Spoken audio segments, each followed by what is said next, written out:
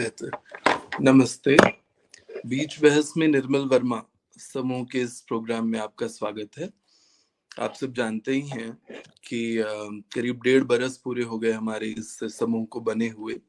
पिछले साल जुलाई में हमने ये बनाया था और मूल उद्देश्य जो था इस ग्रुप का वो ये था कि निर्मल वर्मा में दिलचस्पी लेने वाले, उनके साहित्य में, उनके व्यक्तित्व में, उनके रचना संसार में जिन लोगों की भी दिलचस्पी है भारत में या उससे इतर भी, वो लोग किसी एक प्लेटफॉर्म पे एक साथ आ सके, सोशल मीडिया पे या व्हाट्सएप ग्रुप्स के जरिए एक साथ इकट्ठा हो सके, ताकि उनसे जुड़ी चीजें हम एक साथ साझा कर सकें, कुछ प्रोग्राम्स कर सके, कुछ बातचीत कर सके, ओपन एंडेड।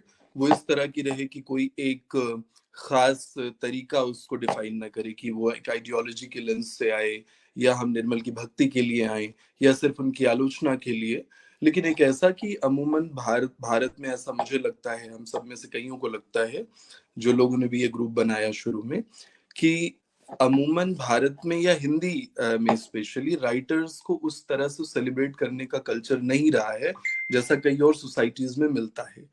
तो हमारा ऐसा मत था कि एक निर्मल, चूंकि हमें पसंद है, लेकिन सिर्फ निर्मल ही नहीं, एक एक करके और भी राइटर्स को हम बाद में इस तरह के ऐसे प्लेटफॉर्म्स बनाए जहां पे हम अपने राइटर्स को सेलिब्रेट कर सके और साथ ही साथ उनमें जो सीमाएं हैं, उनकी जो कमियां हैं, उस पर भी खुली बहस कर सके। वन ऑफ द रीजंस कि हमने इसका नाम बीच बहस में निर्मल वर्मा क्यों रखा था, और उसी समूह का ये आज प्रोग्राम है अगला।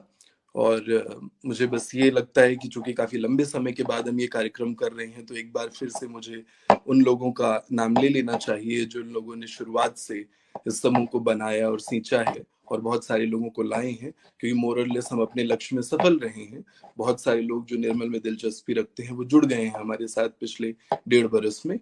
तो दिल्ली विश्वविद्यालय में कमला नेहरू कॉलेज में जो प्रोफेसर है अनुराधा गुप्ता मैम, उन्होंने लगातार इसे बहुत परिश्रम से आगे बढ़ाया है इस ग्रुप को। उसके अलावा आप सब जिनसे वाकिफ हैं, विकास गुप्ता जी, बहुत ही ऊर्जावान पाठक, और उन्होंने लगातार पुश किया है हर कार्यक्रम के लिए लगभग, और आज का कार्यक्रम जो हो रहा है इसके लिए भी लगातार उन्होंने ही सबसे ज्यादा पुश किया था कि ये बातचीत होनी चाहिए। और इसके अलावा one of my mentors Dinesh Shrinet ji, जो कि संपादन में, लेखन में और पत्रकारिता में समान रूप से सक्रिय हैं, आप सब जानते हैं, उन सब के सहयोग से ये चलता रहा है। और भी कई वरिष्ठ साहित्यकार और संपादक वगैरह, उन सब का सहयोग हमें मिला है पिछले 1.5 बरस में। तो उनके जरिए ये था। आज का जो प्रोग्राम है वो बेसिकली खास इस मामले में है कि निर्मल पर अंग्रेजी में एक बढ़िया कोट अनकोट जीवनी कहें, या जैसा विनीत खुद कहते हैं जो राइटर है उस किताब के, की जीवनी भी एक तरीके से नहीं, एक अलग तरीके से उन्होंने बहुत कोशिश की है निर्मल की रचना संसार और निर्मल के जीवन को समझने की। तो वो किताब है here and hereafter, Nirmal Verma's life in literature. उस किताब पे ये बेसिक डिस्कशन है। और इससे विनीत ऑब्वियसली बातचीत में रहेंगे, इस किताब के लेखक, और हमारी तरफ से बातचीत कर रही हैं प्रियंका दुबे। प्रियंका दुबे आप जानते ही हैं, सोशल मीडिया प्रेजेंस उनकी बहुत सार्थक, बहुत समृद्ध करने वाली है हम सबको लेके। तो मैं इन दोनों का ही एक संक्षिप्त परिचय पढ़ देता हूं पहले।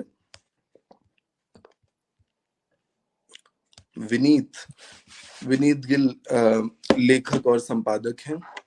उनके साहित्यिक और आलोचनात्मक निबंध कई भारतीय और अंतर्राष्ट्रीय जर्नल्स में प्रकाशित होते रहे हैं। पढ़ने और लिखने के वे शौकीन रहे हैं। संप्रति वो पेंगुइन रैंडम हाउस इंडिया में सीनियर एडिटर के पद पर कार्यरत हैं। ये बहुत सुंदर किताब उन्होंने लिखी है, मैंने पढ़ी, और लगातार मतलब कुछ ना कुछ बातें ऐसी किताब की रही जो पिछले कई महीनों से, जब मैंने ये किताब पढ़ी थी तब से मेरे साथ ही रह गई, चलती रही।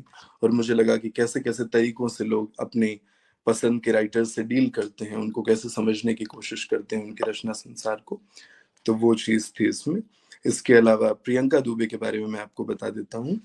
आप में से ज्यादातर लोग उनको जानते ही हैं ऑब्वियसली, लेकिन उनका एक छोटा परिचय पढ़ना जरूरी है यहाँ पर। तो लेखक और पत्रकार प्रियंका दुबे बीते 1 दशक से सामाजिक न्याय और मानव अधिकारों से जुड़े मुद्दों पर रिपोर्टिंग करती रही हैं। जेंडर और सोशल जस्टिस पर उनकी इन्वेस्टिगेटिव रिपोर्टिंग को कई राष्ट्रीय और अंतर्राष्ट्रीय सम्मान मिले हैं। इनमें 2019 का चमेली देवी जयंत पुरस्कार, 2015 का नाइट इंटरनेशनल जर्नलिज्म अवार्ड, 2014 का कर्ट शॉक इंटरनेशनल अवार्ड, फिर 2013 में रेड इंक अवार्ड, उससे पहले भारतीय प्रेस परिषद का राष्ट्रीय पुरस्कार, और 2011 में प्रतिष्ठित रामनाथ गोयनका अवार्ड उन्हें मिला हुआ है। और उनकी किताब जो बहुत चर्चित रही है, बहुत ही डिस्टर्बिंग, बहुत ही ज़रूरी किताब उन्होंने लिखी, नो नेशन फॉर विमेन। 2019 में इस किताब को शक्ति भट्ट फर्स्ट बुक प्राइज भी मिला था, टाटा लिटरेचर लाइव अवार्ड मिला था। मेरा अपना व्यक्तिगत अनुभव उस किताब का रहा है ऐसा कि बहुत डिस्टर्बिंग किताब है, तो मैं समझ सकता हूँ कि उस पूरी रिपोर्टिंग के दौरान और फिर उस किताब को लिखते हुए प्रियंका कितनी बहादुरी, कितनी मेहनत, कितनी डेडिकेशन की जरूरत पड़ी होगी उन्हें। तो वो प्रियंका जो अभी शिमला में रह रही हैं और अपने हिंदी उपन्यास पे काम कर रही हैं, जिसका हम सबको बेसब्री से इंतजार है, वो प्रियंका इस बातचीत के सूत्रधार रहेंगे और विनीत से बात करेंगे। किताब और किताब के मार्फत हम निर्मल वर्मा की रचना संसार पे, प्रियंका और विनीत निर्मल के रचना संसार से कैसे जुड़ते हैं, उस पर आज बातचीत करेंगे। तो मैं अब ये हैंड ओवर करता हूँ प्रोग्राम प्रियंका को। प्रियंका आगे इस कार्यक्रम को आगे बढ़ाएं। शुक्रिया वैभव, आप सबको मेरी आवाज आ रही है? अगर कुछ भी प्रॉब्लम हो तो बताइएगा ऑडियो या विजुअल में। पहले एक छोटा सा करेक्शन बस वैभव के इंट्रोडक्शन में करना चाहूंगी क्योंकि जरूरी है। उन्होंने मेरी किताब को बस शॉर्ट लिस्ट हुई थी वो शक्ति भट्ट और टाटा लिट के लिए, वो अवार्ड मिला नहीं था। बहुत संकोच के साथ मुझे ये सुधार बताना पड़ रहा है, नहीं तो मतलब गलत मैसेज ना चला जाए। मैं वैसे ही बहुत संकोच में रहती हूँ इसको लेके। तो अच्छा, और हम आज एक बहुत इम्पोर्टेंट किताब को लेकर यहाँ पर के ऊपर बातचीत के लिए यहाँ इकट्ठा हुए हैं। विनीत गिल की here and hereafter, Nirmal Verma live in literature.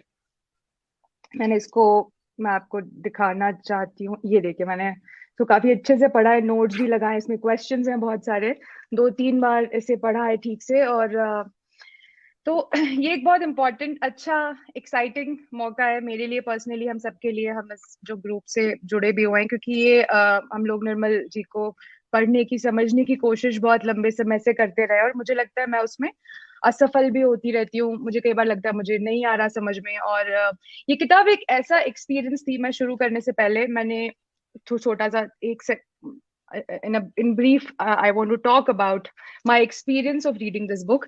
अच्छा, ये रीडिंग एक्सपीरियंस इसलिए इम्पोर्टेंट है क्योंकि किताब रीडिंग एक्सपीरियंस पे खुद बहुत स्ट्रेस देती है। Reading experience lies at the heart of the inquiry that this book is making. तो ये एक बहुत पैशनेट रीडर द्वारा लिखी गई किताब है। उनके अपनी रीडिंग एक्सपीरियंसेस ने, वो विनीत के अपने रीडिंग एक्सपीरियंसेस उनको जहां जहां ले गए, वहां वहां ये किताब आपको ले जाती है। तो इसको पढ़ना किसी भी आदमी के लिए जो पढ़ने के सुख से वाकिफ है, या थोड़ा सा भी उसको सुख मिला है, तो वो और ज्यादा उसको महसूस कर सकता है। आपको कई बार आप कनेक्ट कर पाएंगे इसके नैरेटिव के साथ अगर आप किसी भी टेक्स्ट को बहुत डूब कर पढ़ते हैं, और इतना डूब के पढ़ते हैं कि फिर आप राइटर का सारा काम पढ़ने लगते हैं, और फिर आप मतलब एक प्रेजेंस हो जाती है। जैसे मैं इसीलिए इससे बहुत कनेक्ट कर पाई, क्योंकि ये एक बहुत ऑनेस्ट और डीप रीडिंग एक्सपीरियंस से निकली हुई किताब है।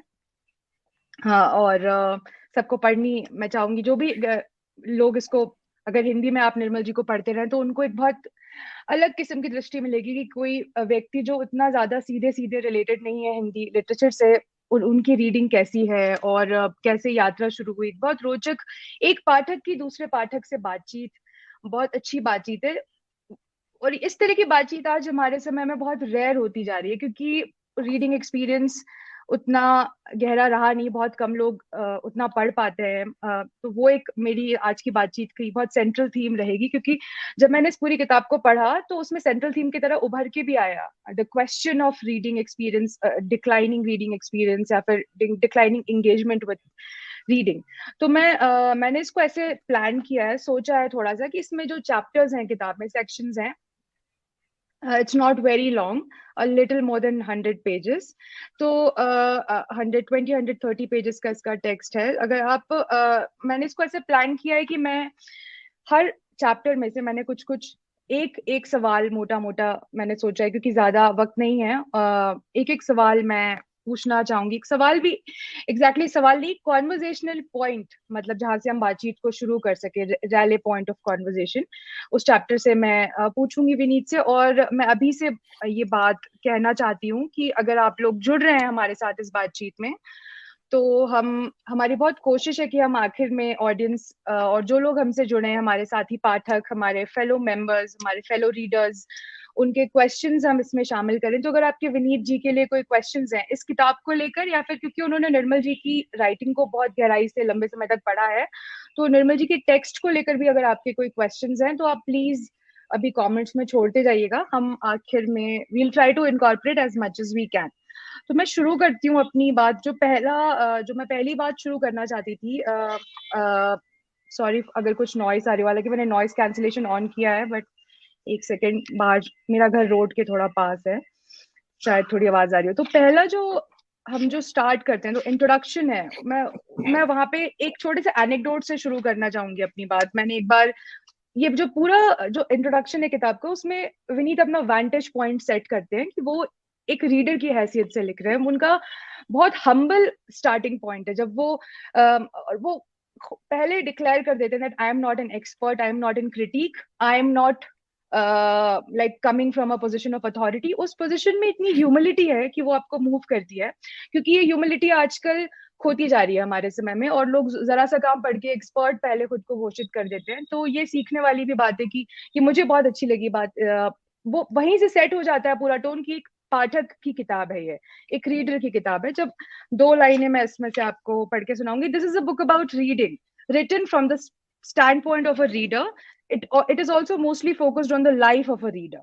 तो ये पूरी चीजें, पूरा जो introduction, it's focused on writing, on reading experience. तो मैं एक सवाल पूछने से पहले एक छोटा सा एनेक्डोट सुनाना चाहूंगी, मुझे लगता है आप लोगों को पसंद भी है। एक बार मेरी एक बड़ी प्रिय राइटर है, एसेइस्ट है, सुजन सोंटाग, तो उनका एक इंटरव्यू है, मुझे बहुत फनी लगता है वो, बहुत मुझे इसलिए याद है वो। तो उनसे एक इंटरव्यूअर ने पूछा कि who are your favourite writers and who do you light candles to. उसने बेचारे ने गलती से बोल दिया who do you light candles to. अब वो भड़क गई उस पर, उन्होंने ही शी रिप्ड हिम अपार्ट। उन्होंने बोला I do not light candles in front of writers, I reread the writers I like. So she said कि we reread the writers I like. Do you ask this question to a surgeon कि आपको जो surgeons पसंद है कि आप उनके आगे कैंडल जलाते हो या आप उनको पढ़ते हो? So she made this point very clear, और मुझे तो हंसी आ रही है, वो बहुत गुस्से में थी। उन्होंने इंटरव्यूअर को, मैंने वो शुक्र मनाया कि मैं वो इंटरव्यूअर नहीं हूँ, नहीं तो मेरी तो घिग्गी बन जानी थी, because she was like very angry. तो ये बात मुझे वहीं से समझ में आई, और काफी साल पहले मैंने वो इंटरव्यू पढ़ा था। मुझे अभी तक याद है कि we reread the writers we like. Rereading every reading which matters is, in end culminates in rereading. तो ये जो पूरा इंट्रोडक्शन है विनीत का, मैं एक चीज और पूछना, जो पहला क्वेश्चन मैं आपसे पूछना चाहती थी, वो ये था कि आप जब आपने सोचा कि आप इस बायोग्राफी को इस तरीके से लिखेंगे from the standpoint of a reader, I also see it as a rebellion against the conventional form of biography. क्योंकि जब आप इतनी मेहनत कर रहे हैं किसी प्रोजेक्ट पे, इतना एनर्जी लगा रहे हैं, इतने साल उसमें लग रहे हैं, तो एक टेम्पटेशन मुझे लगता है स्वाभाविक at the back of the head चल रहा होगा कि बायोग्राफी भी कर सकते हैं अटेम्प्ट, बट उसको रेजिस्ट करना और एक अनकन्वेंशनल तरीके से जाके एक नए फॉर्म को इन्वेंट करना, ये करेजियस भी बहुत होगा। इसको डिसाइड करना कि हमें रीडर के स्टैंड पॉइंट से, उसी वैंटेज पॉइंट से इस किताब को लिखना है। जब आप ये डिसाइड कर रहे थे, तो मतलब आपके दिमाग में how did you convinced yourself to come to this point कि आपको इसको रीडर के पॉइंट ऑफ व्यू से ही लिखना है? क्योंकि मेरे हिसाब से अगर हम देखें तो उस हिसाब की कोई बहुत पहले किताबें नहीं मिलती हैं। हम एक एक्सेप्शन वर्जीनिया वुल्फ का आपने मेंशन किया है, कॉमन रीडर, लेकिन उनके एसेज बहुत विस्तारित है। आप एक राइटर को सिर्फ रीडर के पॉइंट ऑफ व्यू से अगर हम एक्सप्लोर करना चाहते हैं, इसके लिए मतलब this is a task of huge passion. मतलब अनडाउटेडली ये समझ में आता है that you are committed to the writer, committed to the subject, but still were you tempted at some point, like to shift it to the biography form? What made you resist that form? How did you concluded to embark on this journey कि मैं reader के point of view से लिखूंगा, अब चाहे जो नतीजा हो? क्योंकि ये it is a act of courage, this whole experiment. जी, शुक्रिया। पहले I should begin by thanking you and Vaibhav So Vaibhav basically sort of ran after me for many weeks, and so we're finally doing it. और जितने भी लोग जुड़े हैं उनका भी शुक्रिया. मैं ज़्यादातर अंग्रेजी में ही बोलूँगा क्योंकि किताब अंग्रेजी में है और मुझे थोड़ी आसानी होगी जो भी मैंने अपने विचार व्यक्त करने में अंग्रेजी में, क्योंकि अंग्रेजी मेरी साहित्यिक भाषा है और you know, so आपने you asked me lots, you gave me a lot to think about. There's so much there, and I was very glad to see the copy of my book. It was just so, that's how well read book should look like, and that I that's what made me think of reading as a form of authorship. When we closely read a book, we're also writing it. We're also trying to rewrite it, argue with the author, you know. And I literally write notes in the books that I read, accompanying the text of the author. So it really excites me to see this kind of reading still happening, and especially with my own book. So thank you for reading it so carefully.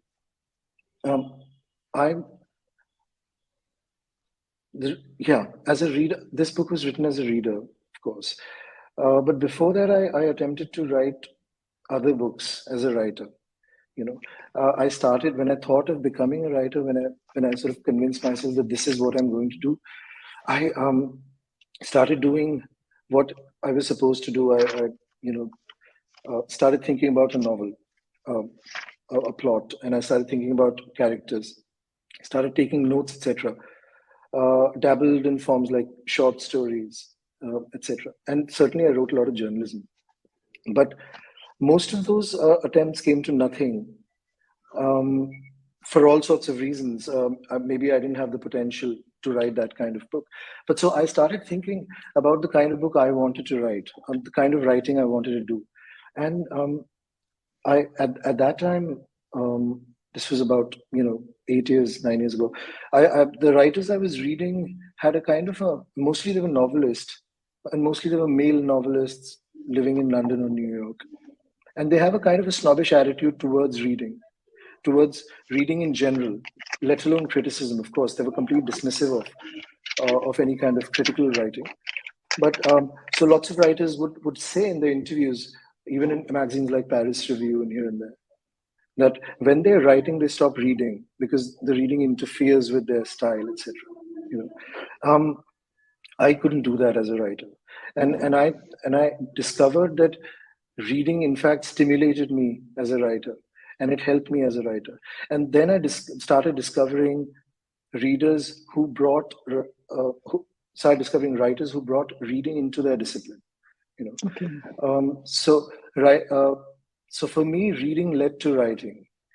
And then I thought that maybe the book that I want to write, at least to begin with, would be something to do with reading in itself, and how writing is related to reading.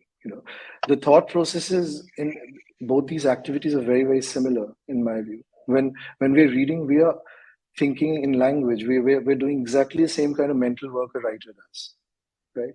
Yes. So this much about reading. The next thing you mentioned was about the art of biography. Whether I was tempted to sort of go to that form, to the conventional form, and maybe surrender to give into that temptation of writing a biography because it would have been easier.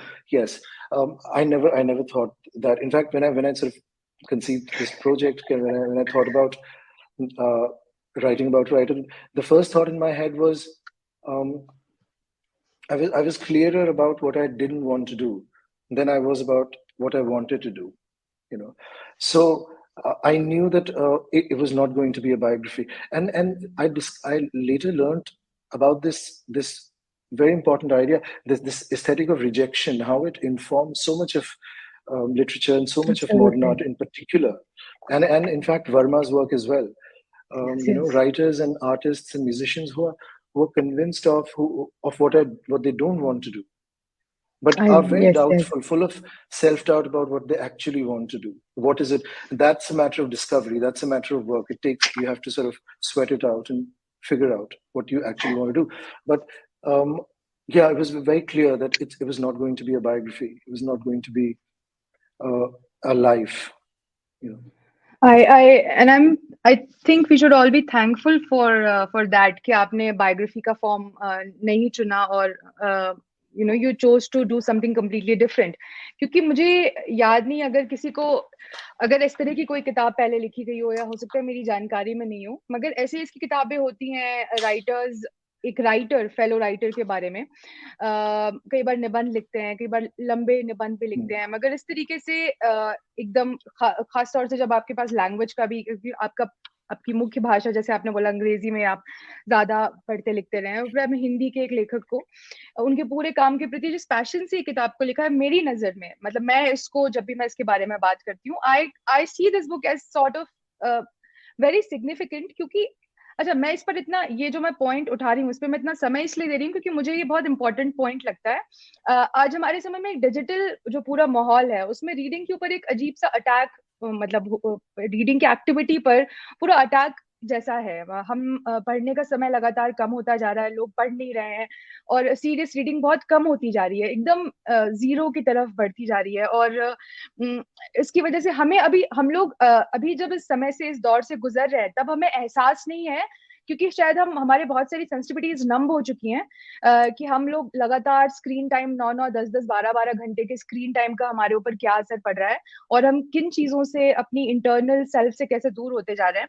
तो उस पूरे माहौल में, जिस माहौल में ये किताब आई है, अगर ये किताब 1950 में आती इसका शायद उतना महत्व होता नहीं होता, मैं नहीं कह सकती, मगर 2022 में एक ऐसे समय में जब reading as an act, as an activity of leisure, of connecting back to yourself, as an activity of expanding your own humanity, as an activity of expanding yourself, encountering your own multiple selves, उसकी तरह reading जब एकदम decline पर है तब ये किताब इस kind of a torch bearer, मतलब मैं उसमें किसी क्लीशे में नहीं जाना चाहती, मगर it's kind of a conversation initiator, like encouraging something which will encourage people to go back to reading, which will tell them कि ये कितना change ला सकता है एक इंसान के जीवन में और किस तरीके से आपके जीवन को फॉर्म कर सकता है. तो ये तो इसका सिग्निफिकेंस हुआ. और मुझे लगता है इसका इम्पोर्टेंस एक ये भी है कि अंग्रेजी भाषा में जो बहुत सारे पाठक हैं उनके लिए एक नया दरवाजा खुलेगा निर्मल जी के लिए. हिंदी वाले तो पढ़ते ही रहे, मगर बहुत सारे नए लोग जुड़ के आएंगे जो थोड़ी बहुत भी हिंदी पढ़ सकते हैं, वो शायद कोशिश करें उनकी कोई किताब पढ़ने की, which is a great thing.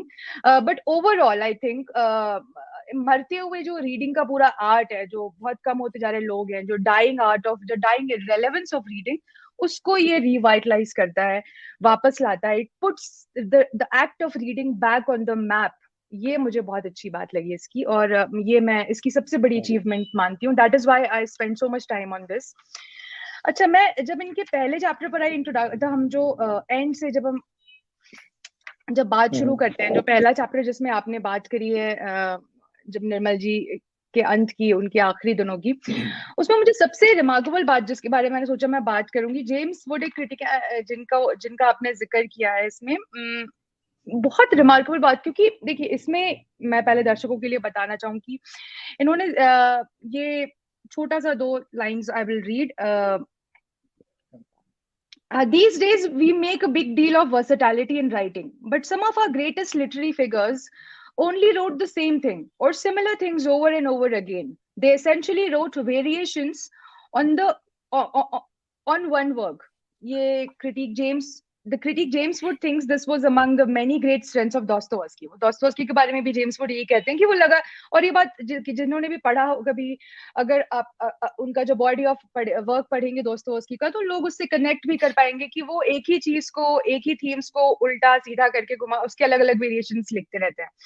तो इतने साल जो मुझे हुआ निर्मल जी को पढ़ते हुए विनीत, उसमें एक बहुत मेजर क्रिटिसिज्म जो मुझे सुनने को मिला अपने फेलो रीडर्स या फेलो क्रिटिक्स, और पढ़ने को भी मिला उनका, कि उन्होंने अपना एक मोल्ड बनाया जब वो छोटे थे, परिंदे में ही वो मोल्ड बना दिया था उन्होंने, जैसे कि आपने इसमें लिखा भी है, और अर्ली 20s में जब वो थे, और फिर वो अंत तक उस मोल्ड के बंदी रहे, या मतलब कहना चाहिए उसको तोड़ नहीं पाए, या उसी फॉर्म को करते रहे. तो ये एक बहुत अच्छी बात जो मुझे, और for the first time I have been reading Nirmal and things about him for quite a long time, मगर ये जो बात इसमें आपने बताई है, ये बहुत अच्छी बात मुझे लगी कि हम इसको ऐसे देख सकते हैं कि ये एक ही चीज के अलग अलग इसमें आए बहुत अच्छा सोंटाग का डिस्क्रिप्शन है। सोंटाग ने वॉल्टर बेंजामिन के ऊपर जो निबंध लिखा था, वो निबंध मैंने पढ़ा भी है। उसमें वो बहुत अच्छी सही बात कह रही हैं बेंजामिन के बारे में, उनके टेक्स्ट के बारे में सही बात कह रही हैं। आप अगर बेंजामिन को पढ़ेंगे तो आपको लगेगा भी कि वो स्पेशल तरीके से लिखते थे। यानी स्पेशल यानी कि वो, अगर एक किताब स्पेशल यानी कि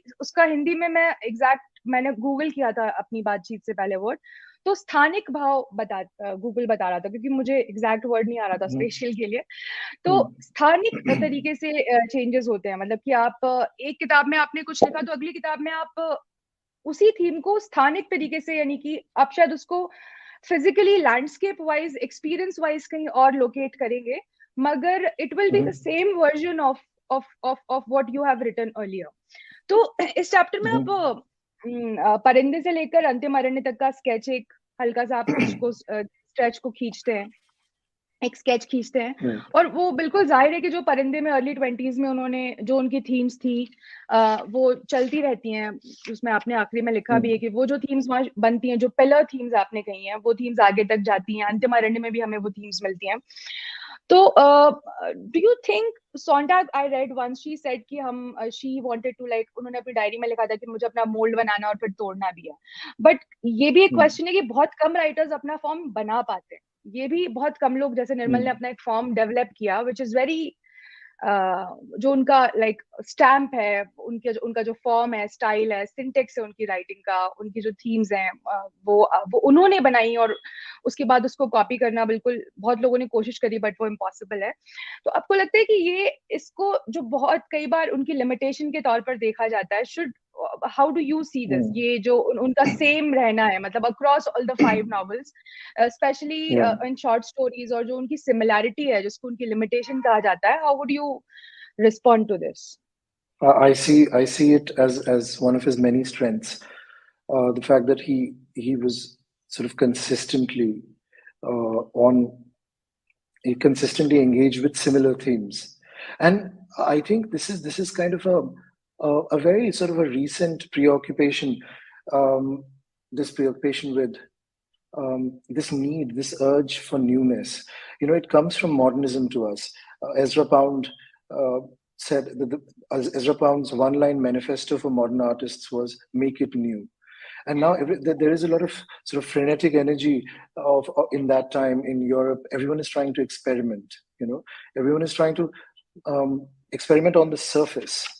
But there is another kind of experiments that is kind of subterranean, that happens under the surface that you can't see, and that is the experiment that the writer is doing with his or her voice. You know, the writer developing their voice over time. So Verma was really kind of struggling with that. Verma was throughout doing that, was interested in that, rather than rather than sort of doing writing experimental fiction or working with form just to sort of draw attention of the reader. I think that suggests a kind of lack of self-confidence on the part of the artist also, because it's connected very closely with shock value in a work of art. You know, if you're experimenting too much, you're covering up a lot of your flaws as well as a writer, as an artist.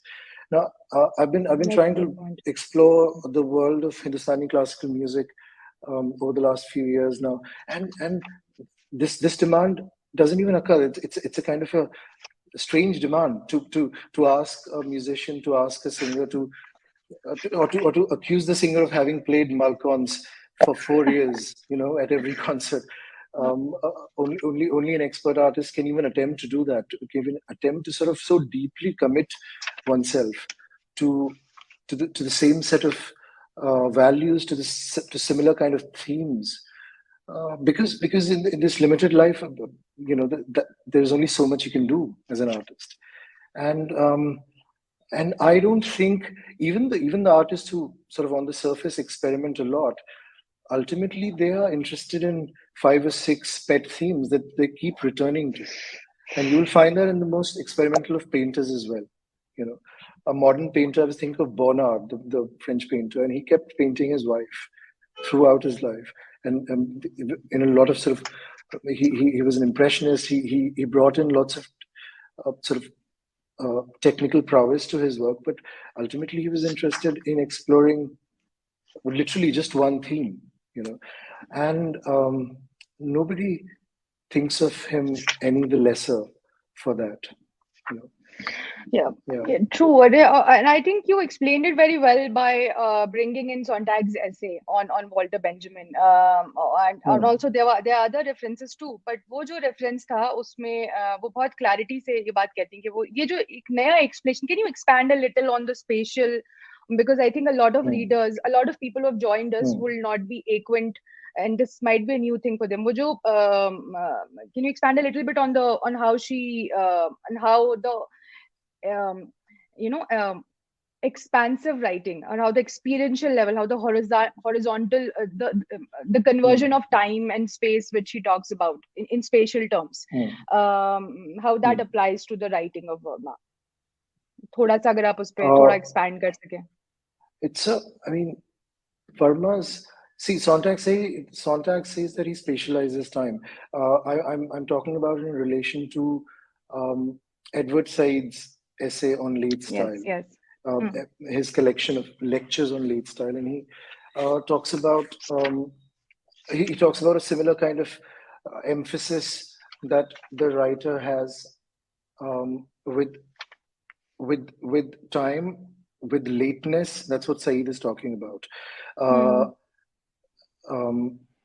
Which is to say that the writer is interested in the theme of death, you know. And then the other thing is, I think Sontag is talking about. I'm trying to recall. He's talking about the map. The map, yes. The map of memory of his life. Yes. So it's a form of spatializing time. So what Benjamin does is goes back into the past and records it in terms of space by creating that map. Now Verma is doing something similar because Verma's landscape is basically memory. He's Verma is writing about his past. What he's doing is creating a similar kind of a Benjaminesque map of memories, map of the past. So that's a form of spatializing time. That's what Sontag says. It's a kind of an abstract idea. But very applicable here, and very rightly, I think very aptly used. मैं इसके आगे जब पढ़ रही थी तो मुझे बहुत मतलब I was very struck by this thing in the third chapter, which अच्छा मैं दर्शकों को जो शायद अभी नए जुड़ रहे होंगे ये बताना चाहूंगी कि हम chapter wise थोड़ा I'm like trying to touch on each chapter and how the book progresses, because I think that's a very natural way of progressing. वो एकदम स्वाभाविक तरीका है आगे बढ़ने का, क्योंकि किताब में भी इन्होंने उनके अलग अलग पक्षों को बहुत ज्यादा आगे पीछे ऐसे नहीं होते हैं. तो अगर बिगिनिंग्स की जो दूसरा चैप्टर, जब इसमें निर्मल जी बहुत छोटे हैं, और मैं एकदम सन्न रह गई जब मुझे ये पता चला कि जब वो छोटे थे तो उनके कमरे में एक तस्वीर थी, लेनिन और गोरकी की तस्वीर थी, जिसमें वो गोरकी की तस्वीर को तो वो बहुत टेंडर मानते हैं, और गोरकी की तस्वीर को वो टेंडर मानते हैं, और वो उनको लेनिन की तस्वीर उनको ज्यादा उतनी बाहर नहीं रही थी. मगर ये बात मुझे बहुत जो मैं आपसे पूछना चाह रही थी, मुझे बहुत, मैं एक बार वो सेक्शन निकालना चाह रही थी कि इतनी छोटे में, मतलब जब he was very young, I think ये जो उनका जो पोस्टर वाला जो सीन है जहां से वो बहुत, I think it's a childhood memory, वहां से स्टार्ट करते हुए फिर अभी हमें आगे के बारे में पता है कि when he was in his university days, and after that he was a card holder, leftist, और उसके बाद, लेकिन उस चैप्टर में वो साफ कहते हैं कि मैं जब even when I was a Marxist, Verma said in an interview, Marxism as an ideology had little impact upon my writing. ये मुझे बहुत इस बात ने मुझे बहुत प्रभावित किया कि इतने छोटे में एक जब आप एकदम फॉर्मेटिव इयर्स में होते हो, जब आप किसी आइडियोलॉजी के इतने क्लोज भी होते हो, फिर भी एक डिस्टेंस मेंटेन करना. और अब यहीं पर इसी सिनेरियो में उनके स्पेस में एंट्री होती है ब्लूम्सबरी ग्रुप की और वर्जीनिया वुल्फ की, which was a lifelong influence on Nirmal Verma's work. Virginia Woolf और उनके ब्लूम्सबरी ग्रुप से वो जीवन भर बहुत प्रभावित रहे, और जो भी लोग हमारे दर्शकों में उनको पढ़ते रहे, उनको पता है कि उनको याद होगा कि उनकी डायरियां वर्जीनिया के जिक्र से, उनकी चीजों के जिक्र से भरी हुई हैं, और उन्होंने बहुत आदर से, बहुत प्यार से कॉमन रीडर को कई बार याद किया है। मुझे ये बात उनकी डायरी से ही पता चली कि हेमिंगवे कॉमन रीडर की एक कॉपी अपने अलमारी में, डेस्क में रखते थे। तो मैं भी चौंक गई, बहुत पुरानी बात है, और मैंने कॉमन रीडर फटाक से ऑर्डर करी अमेजन पे, काफी साल पुरानी बात है ये। तो मतलब कि हम उनकी रेवरेंस से परिचित हैं, जो रेवरेंस उनके अंदर जीवन भर रहा वर्जीनिया वुल्फ को लेकर।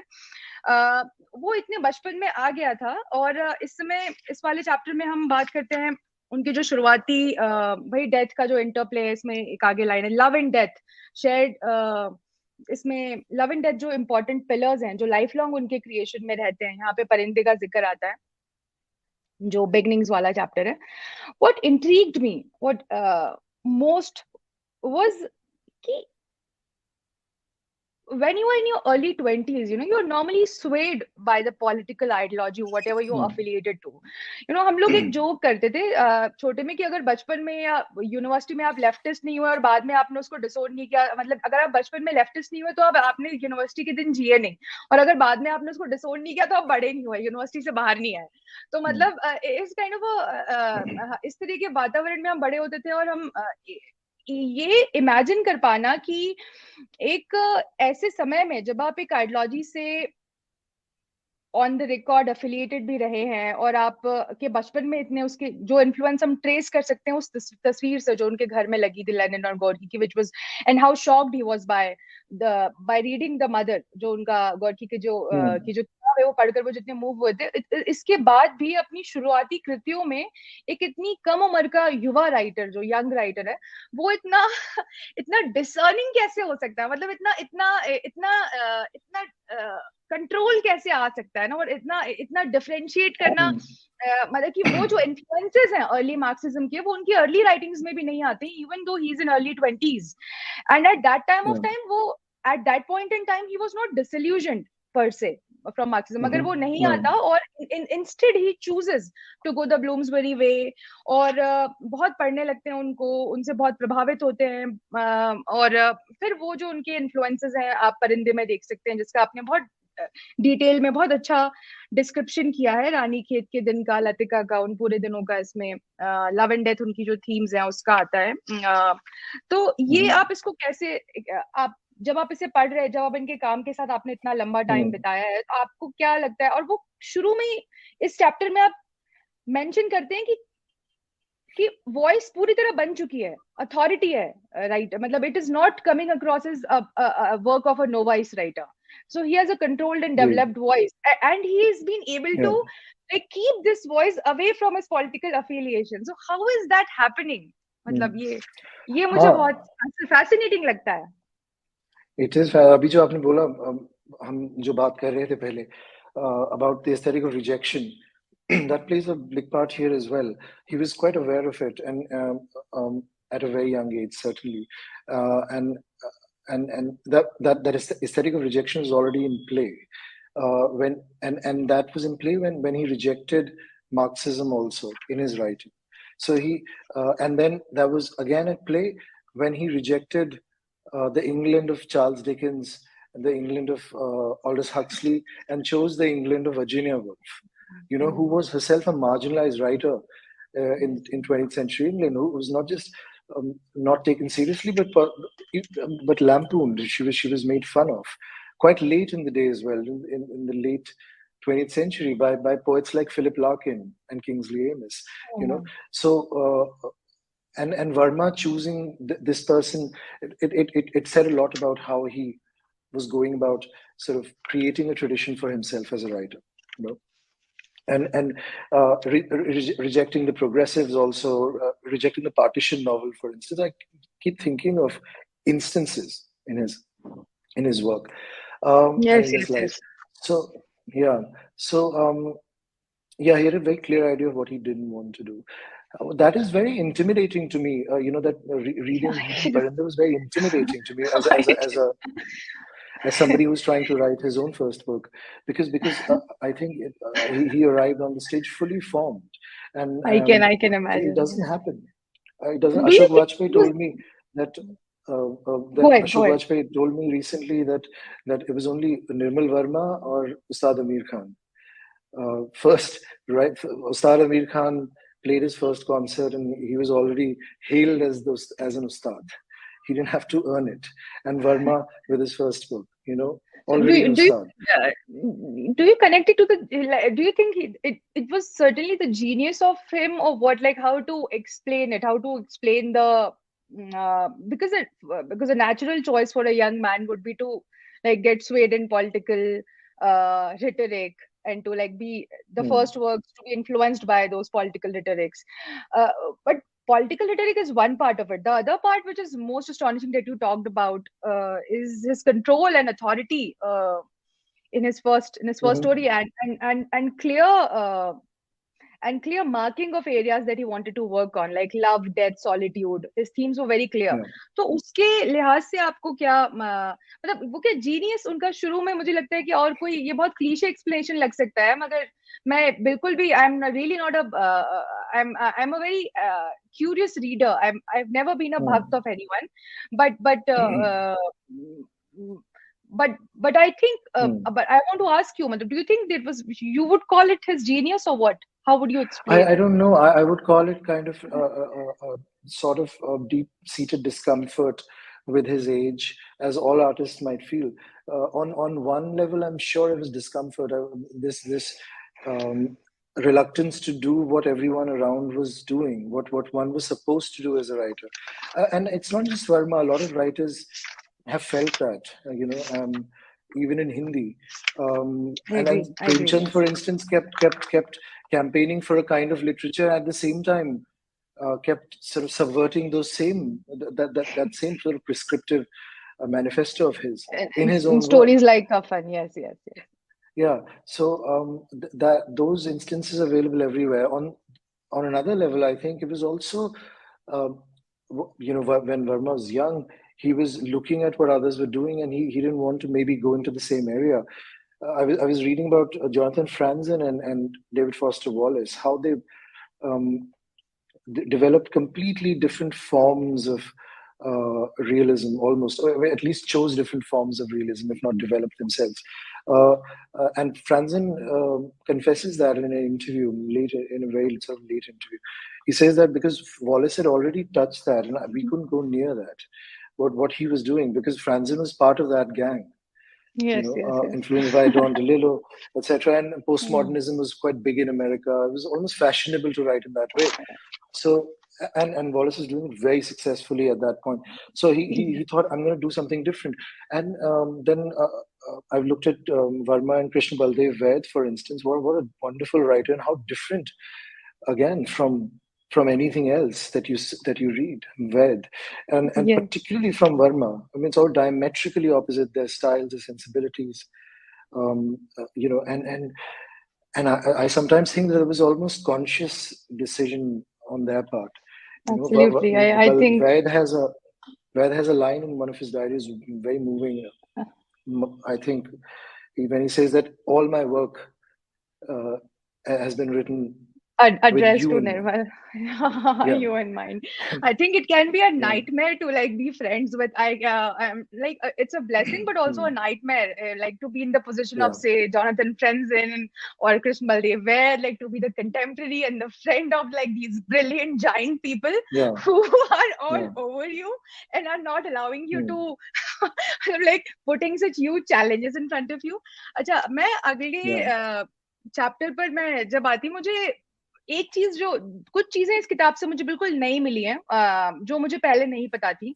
तो उनमें एक, जिस पर मैं आगे आऊंगी, जब आप प्राग के उस कैफे में जाते हैं और वो जो पूरी बातचीत है, वो, लेकिन ये जो पार्टीशन वाला जो किस्सा है, क्योंकि ये मैंने कभी, and I have been in conversation and in this, immersed in this world for quite long time, but ये मुझे नहीं पता था. तो दिस इज ये कि एक जो उसमें किस्सा अगले चैप्टर में बताया जो बहुत मूविंग है, मैंने इसीलिए उसको चुना इस पर बात करने के लिए अगले चैप्टर से. दिल्ली और शिमला के बारे में बात करता है चैप्टर, मगर उससे पहले जब पार्टीशन होता है और निर्मल उस समय बहुत युवा हैं और वो लगातार शामिल है, वॉलंटियर कर रहे हैं लोगों के साथ जाकर जो रिफ्यूजीज आ रहे हैं और जा रहे हैं उनको पहुंचाना, ट्रेन पर घरों में काम करना, लोगों की मदद करना, उनको रिफ्यूजी कैंप तक लाना, इस पूरी एक्टिविटी में वो अपने दोस्तों के साथ संलग्न है। और हम कल्पना कर सकते हैं बस कि वो कितना स्ट्रेसफुल टाइम होगा। हम लोग आज मतलब छोटी जैसे डिमोनेटाइजेशन ऐसी कुछ भी चीज होती है, हम कितना परेशान हो जाते हैं, हम देश हम एकदम राइटली जायज तौर पे हम सर पे उठा लेते हैं, उठाना भी चाहिए, मगर उस जमाने में हम कल्पना भी नहीं कर सकते कि पार्टीशन जितनी बड़ी और जिस ग्रेविटी की ट्रेजेडी थी, क्योंकि हम में से कभी किसी ने उसको एक्सपीरियंस नहीं किया, हम पैदा भी नहीं, हम तो बहुत बाद में पैदा हुए हैं। लेकिन निर्मल उस समय युवा है, एक यंग आदमी के लिए वो कितनी ट्रैजिक और किस तरह की मूविंग इवेंट हो सकती है। और इस किताब में डिस्क्रिप्शन है, मुझे लगता है, जो जिससे पाठक पहली बार इस बात को जानेंगे कि निर्मल जी ने एक इंटरव्यू में कहा था, और वो इंटरव्यू पता नहीं कहीं खो गया होगा, विनीत ने उसको ढूंढ ढांड के निकाला, kudos to his reporter and kudos to his researcher. तो वो एक बहुत मार्मिक इंसिडेंट है, बड़ा पॉइंटेंट है कि वो जा रहे हैं अपने दोस्तों के साथ और वो घरों में लोगों की हेल्प कर रहे हैं, और उस पूरे दौरान काफी लोगों की डेथ हुई है। उनको एक घर मिलता है जिसमें एक औरत का हाथ है, शी इज डेड, उनकी मृत्यु हो चुकी है महिला की, और उनका हाथ ऐसे निकला, उसमें कंगनों का और चूड़ियों का डिस्क्रिप्शन है। बहुत ही it's very gross, it's very moving, it's very poignant. और ये एक झलकी देता है कि निर्मल ने ये जीवन का एक इतना बड़ा हिस्सा है जो उन्होंने जिया। और जैसा कि इसमें इन्होंने लिखा, विनीत ने इसमें चर्चा करी कि वो इस बात से चौंक गए जब उन्हें ये पता चला कि ये घटना हुई थी, और निर्मल ने इसका कहीं यूज ही नहीं किया, कहीं इसका इस्तेमाल नहीं किया। जब मैं इसको पढ़ रही थी विनीत, तो मुझे एक इंटरव्यू याद आ रहा था जॉन डिडियन का। तो उसमें वो उनसे किसी ने पूछा, ये अपना स्लाउचिंग टुवर्ड्स बेल्थम जो उनकी किताब है, बड़ी प्रसिद्ध एसेज निबंधों की किताब है, उसके लीड ऐसे पे जब वो काम कर रही थी, तो उनसे किसी ने उसके बारे में सवाल पूछा कि वो ऐसे कैसे बना, क्या हुआ। तो उन्होंने उसमें बताया कि उनको अचानक, वो अपने घर पर थी, कोई पार्टी हो रही थी, कुछ हो रहा था, अचानक उनको कोई फोन आया और वो कहीं गई, और उस जगह पर यंग बच्चे थे, और आई थिंक दे वर ड्रग एडिक्ट्स, दे पास्ड आउट, उनके ऊपर कोकीन वगैरह लगी हुई, ऐसा कुछ वाइट सब्सटेंसेस लगे हुए थे, और वो बेहोशी की अवस्था में उनको यंग बच्चा दिखा जो जमीन पर लेटा हुआ था। और मतलब मैं दाद देना चाहूंगी जॉन डिडियन की, उनकी ईमानदारी की, कि उनके अंदर उन्होंने ईमानदारी से बात बोली कि जो बहुत क्रूअल बात है कहना, मगर उन्होंने कहा कि मुझे इमिडिएटली लगा कि this was gold, I had struck gold, you know, as a writer these are the moments you live for. तो उन्होंने ये बात साफ साफ बोली, और उन्होंने वो काफी प्रसिद्ध किताब है उनकी, मानी जाती है। लेकिन हम जब इसमें निर्मल ने, जैसा आपने बोला कि उनकी जिंदगी में रिजेक्शन बहुत काम करता है, तो निर्मल ने कहने को कहा जाए तो ये इतना पॉइंटेंट इंसिडेंट है कि वो इसका इस्तेमाल कर सकते थे। उन्होंने दिल्ली पर इतना लिखा, एक नई दिल्ली बनाई, जो कि जिस 50, 60, 70 की दिल्ली अपने 2 उपन्यासों में और तमाम कहानियों में खड़ी करी। मैं तो मतलब जब भी मुझे उमर सफदरजंग, मैं हुमायूं टॉम भी जाती हूँ, क्योंकि मुझे वो लवर्स कहानी की याद आती है, अपनी सैंडल निकाल लेती हूँ अपनी, और मतलब मैं घूमने वाली तो दिल्ली, जब मैं भोपाल से दिल्ली पहली बार आई थी, तो मैं भोपाल एक्सप्रेस में आ रही थी, और मैं एक ही थोड़ा सा पढ़ते हुए आई थी, वो मेरी 2nd, 3rd रीडिंग थी, just to warm myself up. जब दिल्ली मुझे असह नहीं हो जाती है, तो to warm myself up to this city I read like Raat ka reporter. जब मैं कैरावान में काम करती थी, तो वो झंडे वाले में कैरावान का दफ्तर, तो उस समय मैं रात का रिपोर्टर ज्यादा पढ़ती थी, क्योंकि मुझे लगता था यहीं दौड़ता होगा ये ऋषि, कहीं यहीं दौड़ता था। तो वो एक नई दिल्ली उन्होंने बनाई, जिसके बारे में ये सही तौर पे कहा जा सकता है कि उसका कहीं डॉक्यूमेंटेशन नहीं है 60, 70, 50, 60 और 70s की दिल्ली का। हम जब जाते हैं, जैसे कि हम जब ये मजनू कटीला जाते हैं, तो हम बिंदु को ढूंढते रहते हैं कि बिंदु अब कबाब लेके आई है, सामने तिब्बती बच्चे बैठे हैं, अब कबाब तले जा रहे हैं। सो दैट मैजिक, मुझे तो, मेरे लिए तो जो पैरों का जो डिस्क्रिप्शन है ना, वो बिंदु के उसके पैर थे कबूतर जैसे पैर हैं, जो रात का रिपोर्टर में अक्सर उसके जो डिस्क्रिप्शन आते हैं इतने इतने पॉइंटेंट और सुंदर। So you relate to Delhi a lot, you relate to Mandi House a lot, आपकी दुनिया चेंज हो जाती है। मगर निर्मल ने कभी उस इंसिडेंट को यूज नहीं किया। और ये मेरे लिए, मुझे कई बार लगता है, एक डेविड फॉस्टर वाले एक चीज कहते थे कि ये अपने आप को कहते थे मैं नॉन जर्नलिस्ट हूँ, मतलब मैं एक कैटेगरी उन्होंने बनाई थी, मैं नॉन जर्नलिस्ट जर्नलिज्म कर रहा हूँ। तो मुझे कई बार लगता है ये उनका इस भाई हम अक्सर रिजेक्शन पे ही आ रहे हैं उनकी तीसरे चैप्टर पे लगा था क्योंकि रिजेक्शन इतना शॉकिंग है और इतना वर्थ टॉकिंग है, मतलब वो बात करने लायक बात है। तो आप इसको कैसे, जब आपको ये डिटेल पता चली पहली बार, what was your first response and how do you process it? That I think Nirmal Verma is the only writer, perhaps, I might be wrong, but मैंने काफी सोचा इस बारे में, but Nirmal Verma is perhaps the only novelist of his generation who, despite having such a muscular and such a lively experience of a tragedy of a scale of partition, denied to use it. What sort of courage would that's an interesting word, courage, because it takes courage, because you're going against the formulaic, you're going against the predictable, you're going against what's expected of you as a writer. To use everything, Philip Roth once said that everything is material. So whatever happens, you quickly use it before we forget about it. Naipaul also writes about it in his novel, The Enigma of Arrival, talking about how he's lost his past in England, his early years in England. He could have used so much. It's all gone. Verma is a writer, and very similar to Naipaul. In fact, Naipaul was just playing with the reader when he was saying that. He was interested in something else.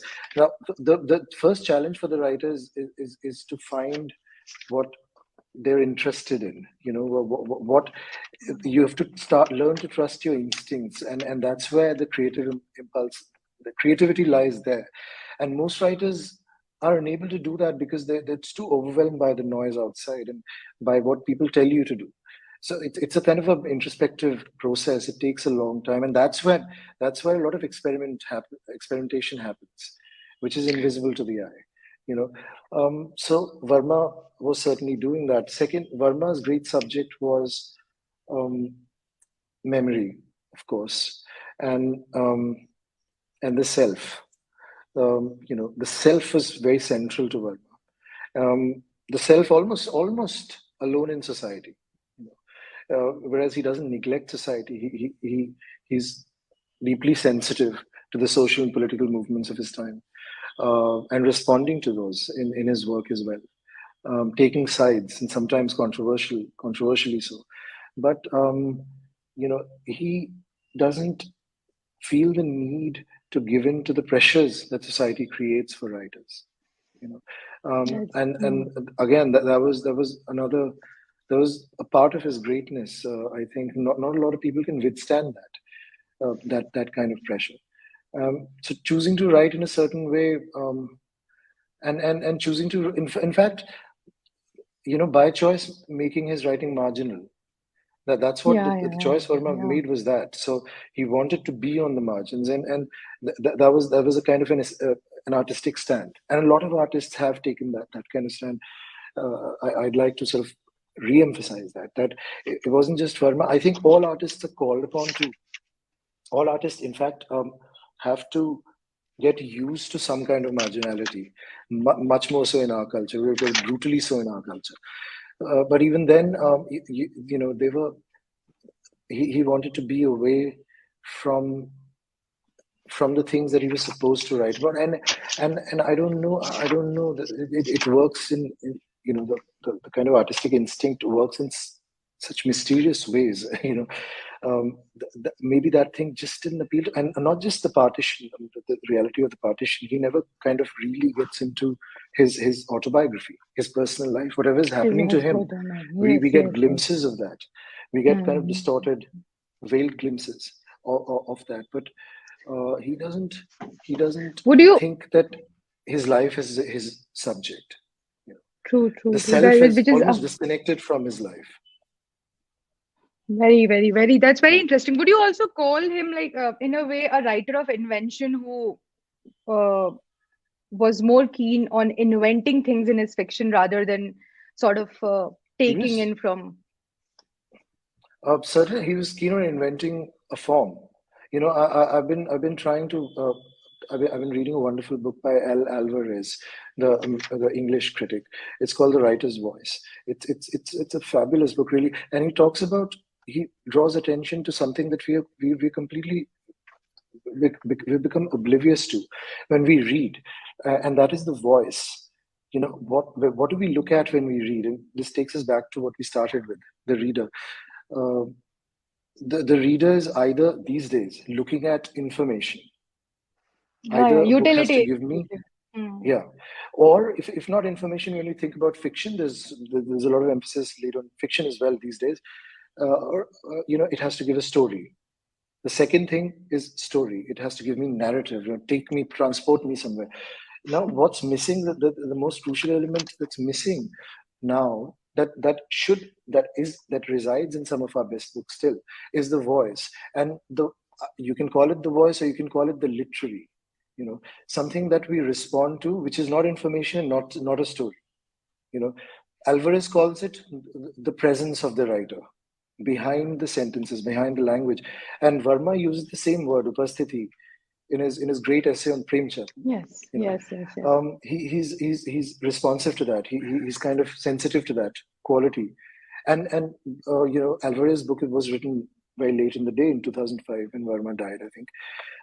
So that as a reader and as a writer, he was very much attuned to the literary, the voice in books, and that's what he was working on. That's what I think, the experimentation, whatever was happening under the surface, the invention of the form, all of that happens on the level of the voice.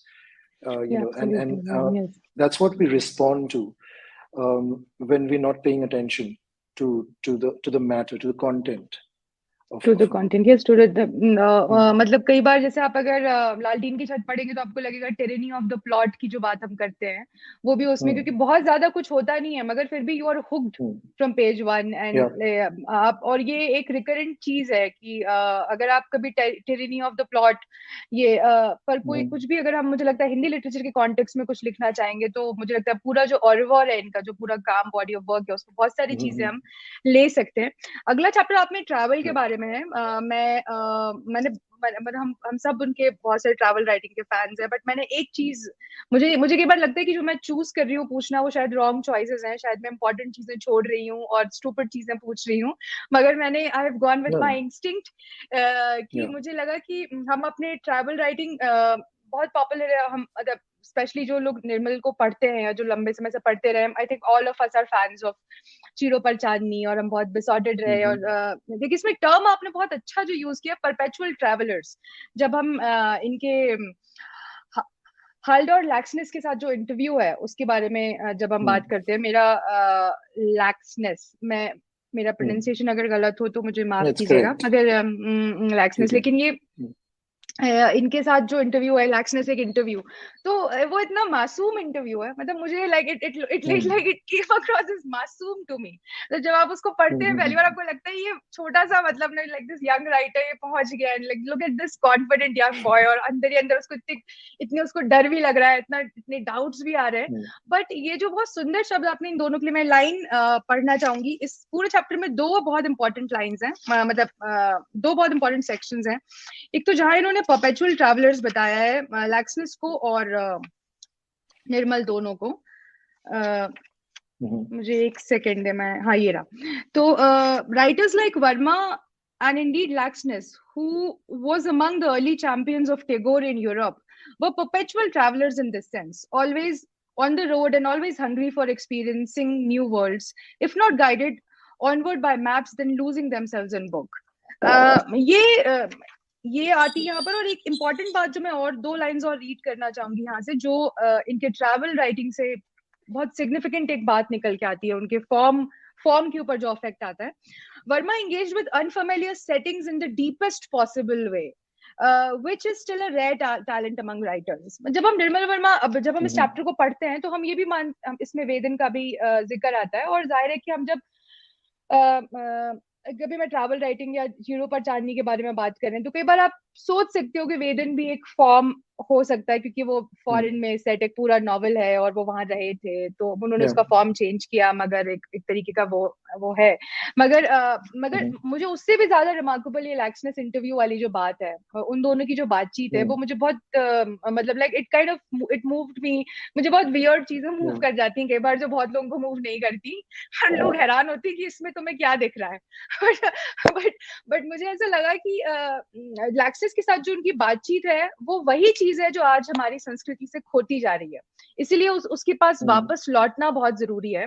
क्योंकि आज क्योंकि आप लैक्सनेस के front पर भी अगर ये देखें, मेरे पास उनकी 2 किताबें हैं यहाँ पे, उनके बारे में भी अगर आप देखें तो अगर वो भी उस समय कुछ दिन पहले उनको नोबेल प्राइज मिला हुआ था, बड़े राइटर थे, और उस जमाने में तो उनका जलवा भी बहुत होता रहा होगा, वी कैन अज्यूम, अगर कुछ वर्ष पहले किसी को नोबेल प्राइज मिला है तो। मगर वो भी बहुत एयर्स नहीं है उनके, मतलब he is also very welcoming and also sort of meeting this new Hindi writer from Shimla who has went all the way up to Reykjavik, Iceland।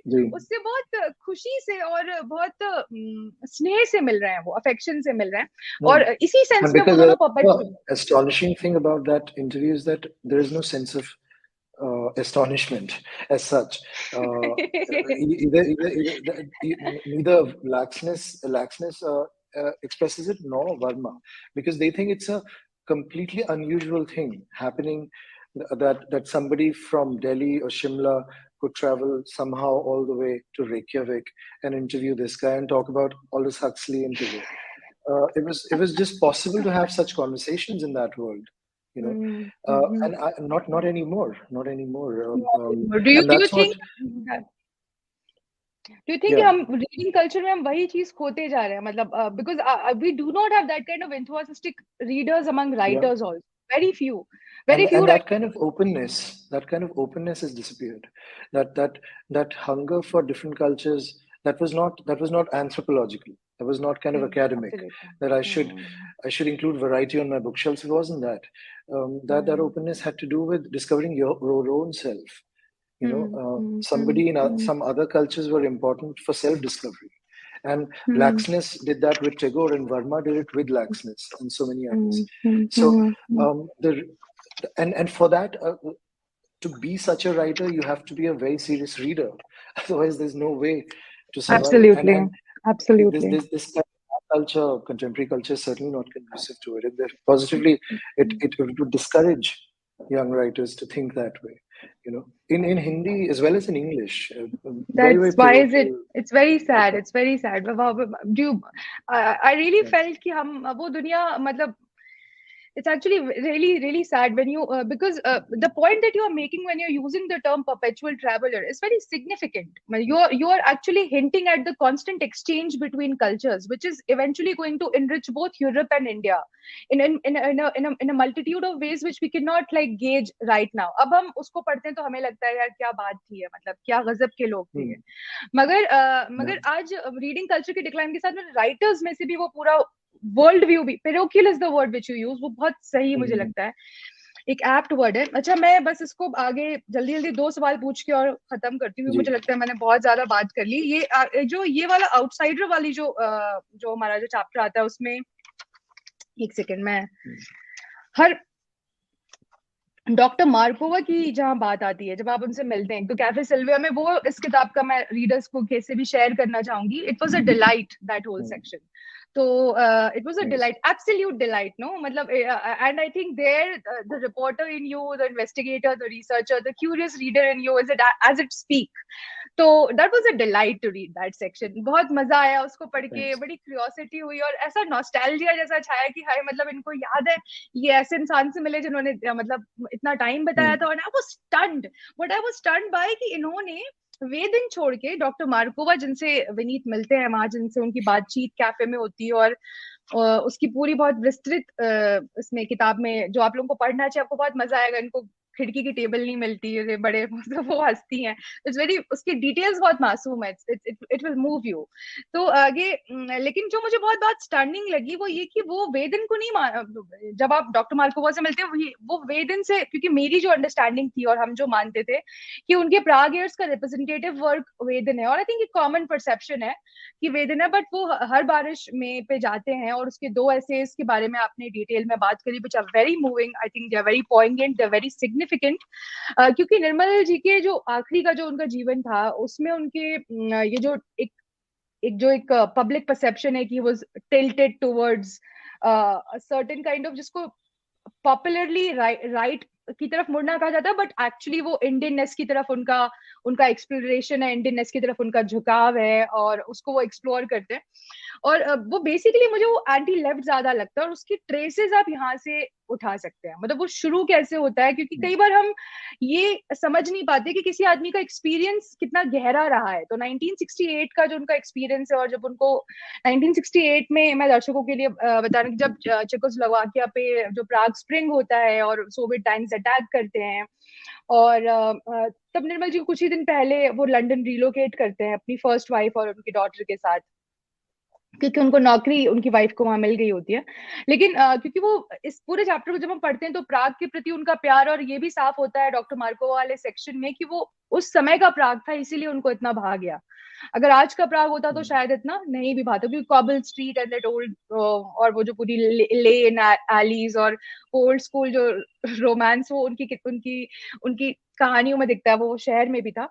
मगर can you would you talk a little about the chapters, the two chapters, the two essays in हर बारिश में, and how it would have formed, मतलब हम जो बाद के निर्मल का जो पूरा पब्लिक इंटेलेक्चुअल पर्सोना है, मुझे लगता है उसकी ट्रेसेस हम यहाँ से उनका जो ये इन-डेप्थ एक्सपीरियंस है, स्पेशली जो दूसरा ऐसे उन्होंने लिखा, वो डार्कनेस वाला जो ऐसे है, उसका नाम मैं भी पढ़ के, अगेंस्ट द डार्कनेस, अंधेरे के खिलाफ, अगेंस्ट द डार्कनेस जो है, उसमें जब वो जाते हैं और एक और वो जो जब देखते हैं कि राइटर्स की ये हालत है कि वहां पे वो उन्होंने नाम नहीं लिखे राइटर्स के, लेकिन वो राइटर्स मतलब कोई सफाई कर रहा है, कोई कार की सफाई, कोई इस तरह के कामों में लोगों के पास काम नहीं है, उनके ऊपर सेंसरशिप लगी हुई है, और सरकार ने ऐसे इतनी बंदिशें लगाई हुई हैं, और इतनी खराब हालत है, पॉवर्टी देखते हैं।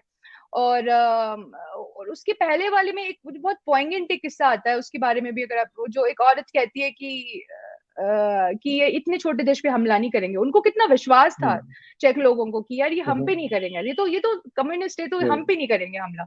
तो वो जो टूटन हुई है जो इन दो एसेज में आती है, I think that, do you feel that was, will you expand on it a bit, and do you feel that it was the basis of what we saw in the years to come, in the following years? Yeah, very much so, yeah. very much so.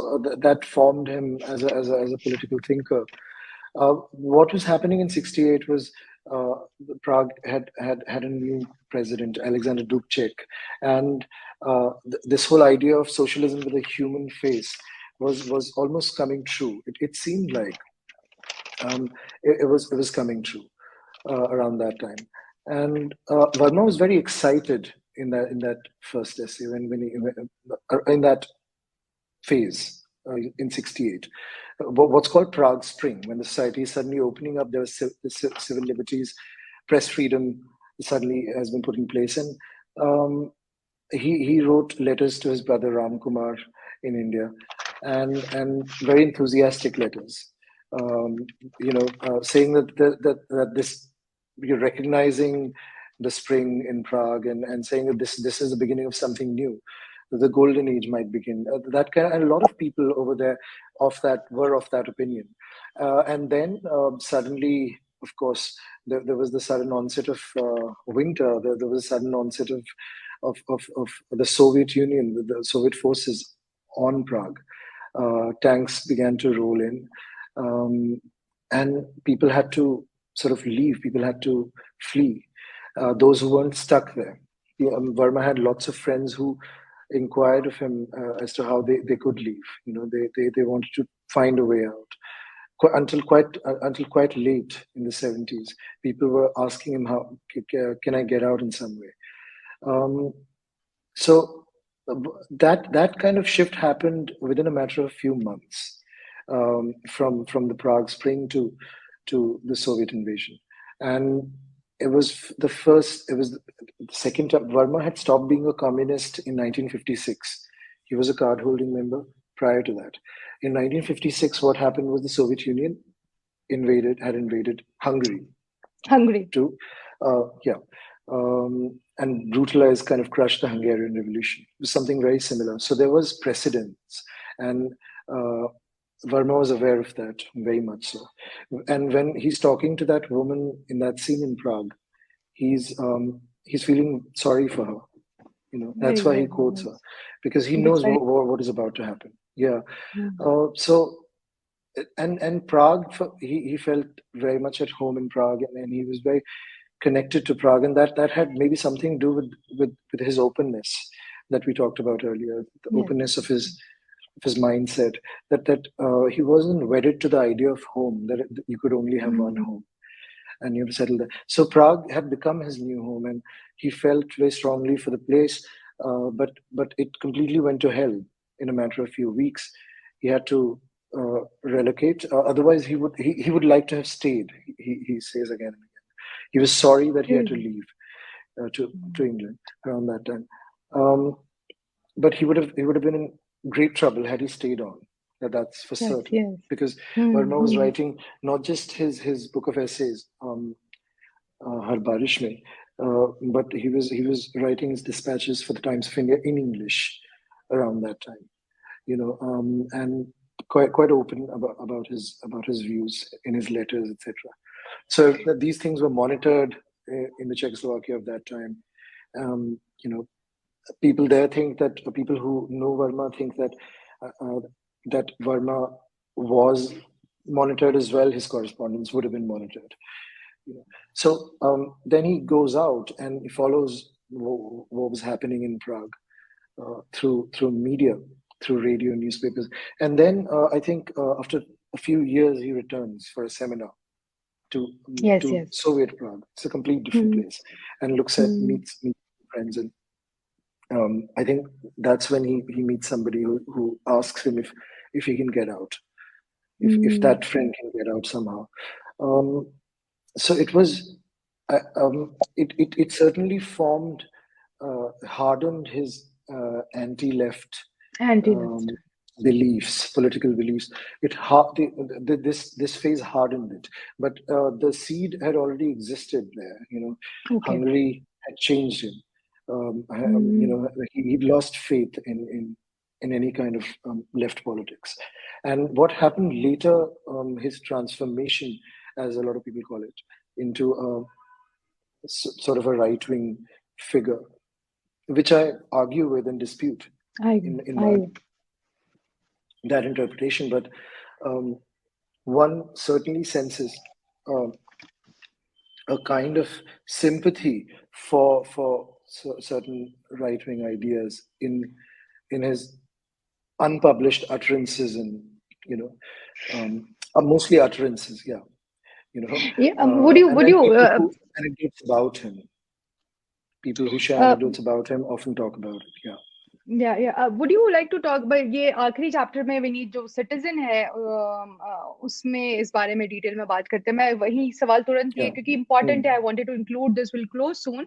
तो मैं ये पूछना चाह रही थी कि क्योंकि ये मेरे साथ नहीं, मुझे लगता है सबके साथ, बहुत लोगों के साथ हुआ होगा. हमने जब से शायद आपके साथ भी मोस्ट प्रोबेबली हुआ, हमने पढ़ना शुरू किया तो ये एक नैरेटिव बड़ा स्ट्रॉन्ग था कि there's especially this Hindi thing, हमारे हिंदी के संसार में बहुत इस तरह की बातें उनके जन्मदिन पर भी लोग कहते हैं कि, लेकिन उसका कोई एविडेंस नहीं मिलता मुझे, मतलब कि वो राइट विंग थे, और मतलब बहुत एक्सट्रीम में जाके बातें की जाती हैं जो कई बार बहुत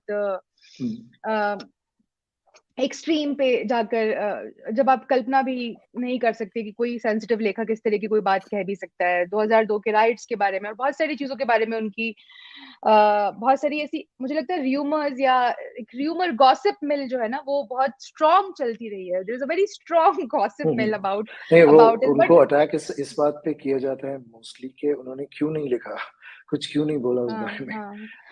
That's a bigger sort of an accusation. Then why? Because he didn't publish it. He didn't publish anything about a certain event or about Babri Masjid. There's just a stray mention in his diary. Just one mention in his diary. So he was also trying to block this out in some way. That's the allegation. So what is your sort of crassly right wing? Yeah, I think he was not. The event that formed him rather than 68, it was 75 in Delhi. That kind of made him a very, very that made him anti-Congress for obvious reasons, and he lost a lot of friends around that time, and including that Renu. extended to the and that extended. Renu almost died around that time, no? Yes. So if I'm not wrong. Yeah. So, नहीं, yes, and he he wrote a died. He very died. moving piece about Renu. He wrote a very moving Hmm. piece about Renu, um, Uh, talking about the demonstrations they attended together, yes, anti-emergency. true, So, true. You mentioned um, repeatedly in the book कि रेनू उनके मतलब रेनू से उनको कितना yeah. लगाव था, और रेनू और वास्तव में रेनू से बहुत निर्मल जी को लगाव था। एक नॉवेलिस्ट थे जिनको बारे में उन्होंने बहुत खुल के बोला भी। लेकिन ये बात कि आप, मुझे कई बार लगता है कि मतलब मैं, जैसे आपने लिखा भी है कि उनकी राइटिंग का में कोई ऐसा एविडेंस नहीं मिलता कि मुझे मुझे कई बार लगता है कि ये तो निर्मल की बात हम बहुत पहले से ट्रेस कर सकते हैं, जब उन्होंने पार्टीशन जैसी चीज पे नहीं लिखा। मतलब तो हो सकता है किसी राइटर की Yeah. चॉइस हो, है ना, आप उसको Yeah. उस आदत को वहां से ट्रेस कर सकते हैं कि इसकी तो एक हिस्ट्री है। मगर कोई ऐसा एविडेंस आपको अपनी अपनी अपनी रिसर्च, अपनी पढ़ाई, अपनी इस किताब के लिखाई के दौरान कभी आपको मिला कि जो इतनी सारी र्यूमर मिल चलती रहती है उसको कुछ सब्सटैंशिएट करता हो कि उनका कुछ ऑन No, रिकॉर्ड ऐसा है क्या कि I've heard that there were overtures made by certain BJP politicians who thought that they were Verma's friend. So that was happening. Some leaders of that party of the right wing, they had read him, and maybe they had heard him at certain forums, and so there was certainly that there was. They were aware, the right wing was certainly aware of him, and they wanted to co-opt him, as they ended up co-opting so many others, including Namvar Singh. Again, a left wing guy who makes a rightward turn. So it has been happening in Hindi quite a lot, worrying, disturbingly.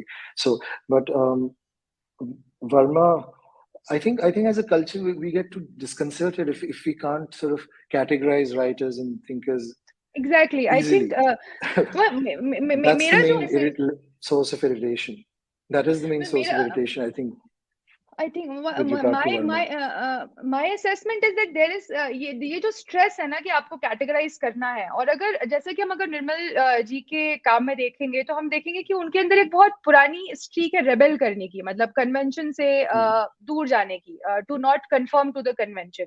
और एक बात, जिस आदमी ने इतना गहरा experience लिया है, मतलब जो प्राग में इतने साल रहा और वो चीज फर्स्ट हैंड ऐसे उस समय, हालांकि वो लंदन में लोकेट कर गए थे, मगर to be very close to those experiences to see, तो उसका कुछ उनके अगर एंटी लेफ्ट होना और प्रो राइट होने में बहुत फर्क होता है।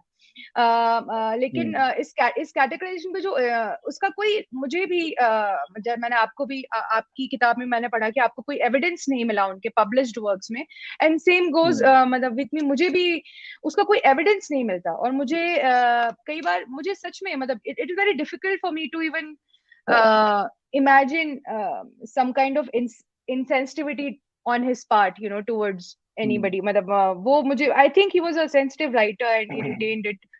I think And so. this is the I most think so too. But I would still not change my opinion about his writing, even if I find evidence of insensitivity. That's the main thing here. That I know I like a lot of insensitive and very cross political thinkers who wrote wonderfully or who painted beautifully or whatever. So one keeps coming across such artists. It's I think that's the wrong demand to make of an artist, that he be a great artist and a good human being too. I don't know. I mean, I don't know him as a human being also. But that's what I'm saying, trying to say in this book, that it's not really possible to know everyone completely, and generally we shouldn't care too much about how he was as a human being.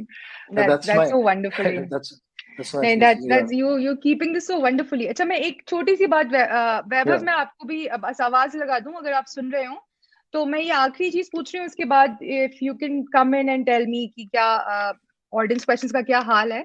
मैं छोटी सी चीज, बस एक चीज, मैं ये जो हमारा क्रिटिक वाला चैप्टर था उसमें एक छोटी सी चीज मैं बस आपसे पूछना चाह रही थी। बहुत अच्छी एक पेज 92 पर एक सेक्शन आता है जहां पर रिमार्केबल एक लाइन है, जब निर्मल कहते हैं माय फॉन्डनेस फॉर रियलिटी, क्योंकि रियलिज्म वाली जो डिबेट है कि कलावाद जनवाद, मतलब दिमाग एकदम इन्होंने बचपन से ये इम्पोज डिबेट जिसको सफर कर रहे हैं, जिसको सफरिंग थ्रू दिस डिबेट, तो इसके बारे में एक इम्पोर्टेंट बात है, my fondness for reality is as deep as my disgust for realist artworks. He told an interviewer in 1978, we have to draw a distinction between reality and realism. Realist writers often end up making reality petty and narrow. फिर जब इसमें आंतरिक यथार्थवाद की बात आती है, इन्होंने आपने इसमें बहुत सारी अच्छी आगे बातें कही है. इसमें आगे एक बहुत इंपॉर्टेंट पैराग्राफ है, मैं छोटा सा 2 line पढ़ूंगी.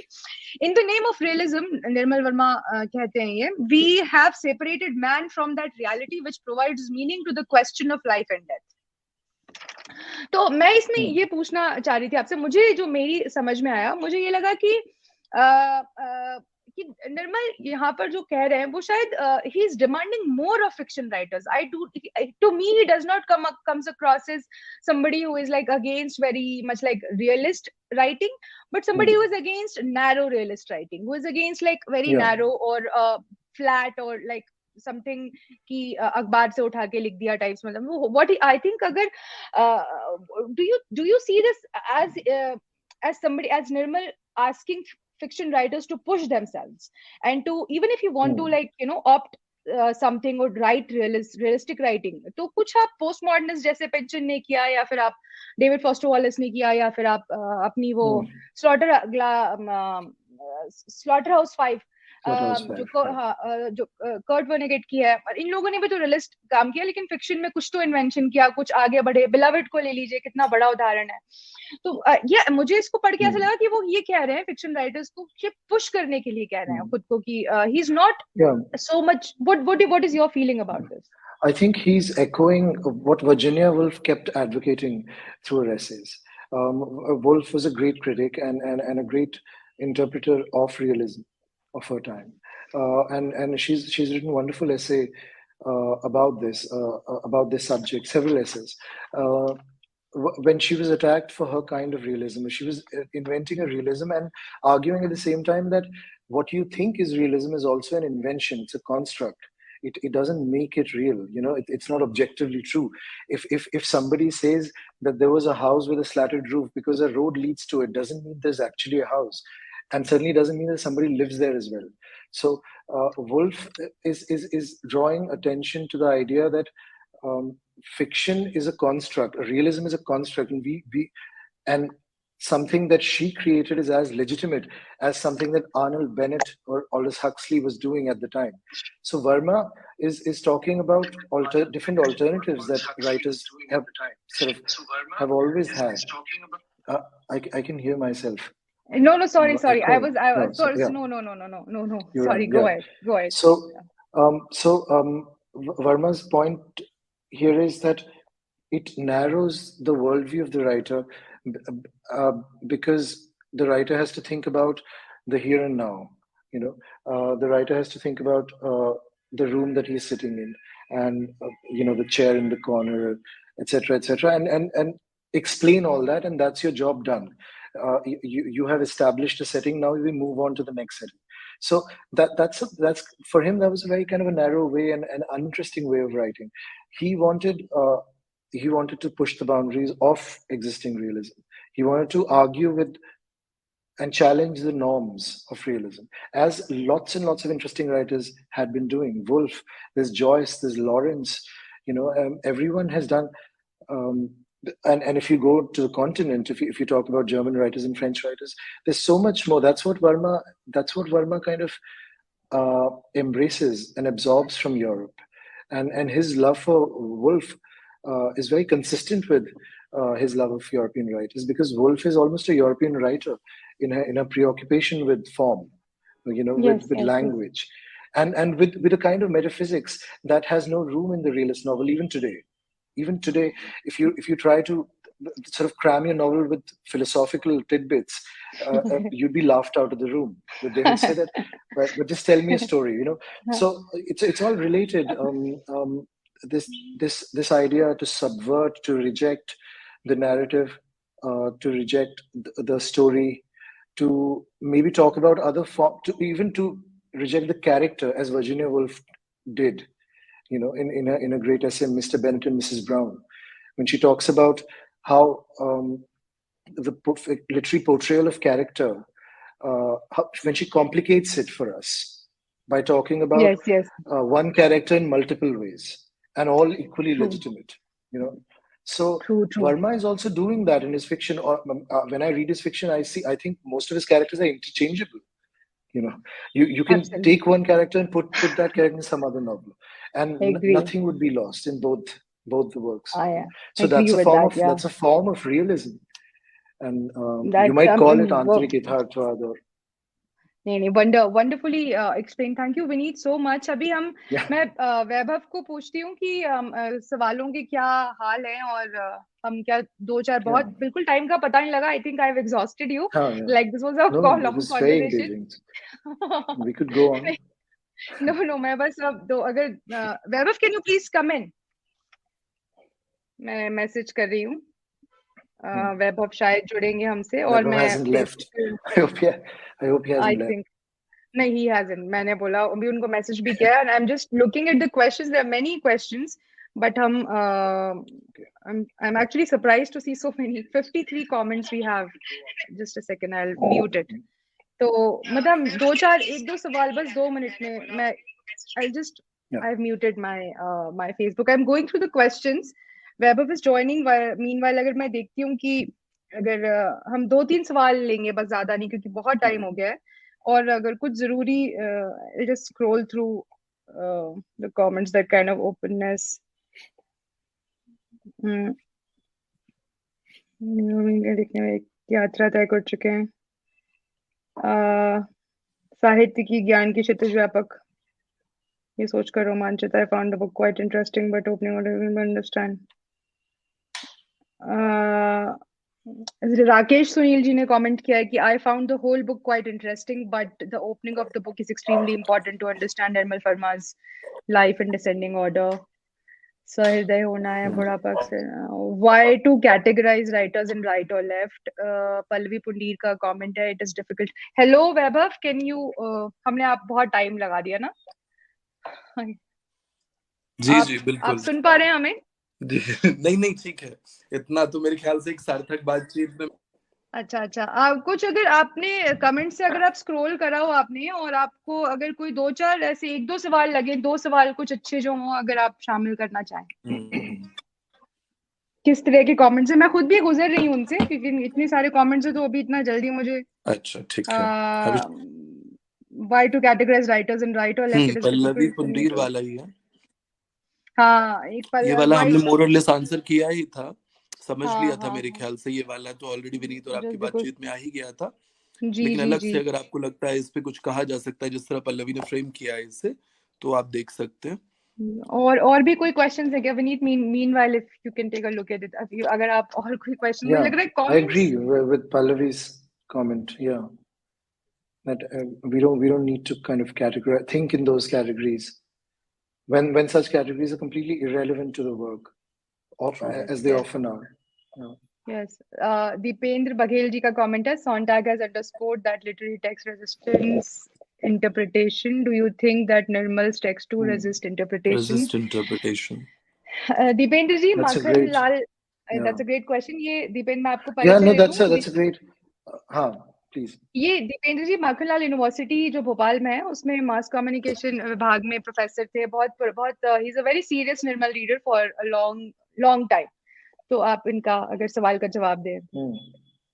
Right. The book referred to here is called Against Interpretation, and this essay has the same title. It's one of the, it's a wonderful essay. One of the best things I've ever read.